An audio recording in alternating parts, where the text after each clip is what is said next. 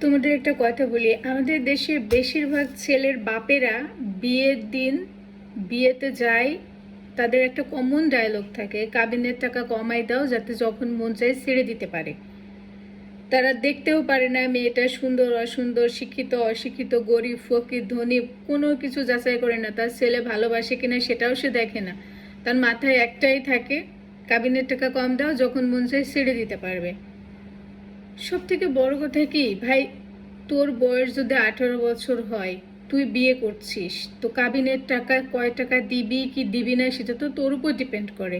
তুই তো কানা খোড়া গাধা গর্ধব কোনোটাই না, তাহলে তোর বাপ ভাই, তোর চাচা দাদা, এরা কেন এসে তোর বিয়ের জন্য কথা বলে, তোর বিয়ের কাবিনের টাকার জন্য ঝামেলা করে? তার থেকে বড় কথা, তোমাদের কি মনে হয় একটা সম্পর্ক গড়েই উঠলো না, সেই সম্পর্ক গড়ার দিন ভাঙার কথা হচ্ছে? একটা মানুষ কি করে পারে, একটা বোধবুদ্ধি সম্পন্ন একটা ভালো মানুষের দ্বারা কোনোদিন সম্ভব না বিয়ের সময় বিয়ে ভাঙা নিয়ে কথা বলা।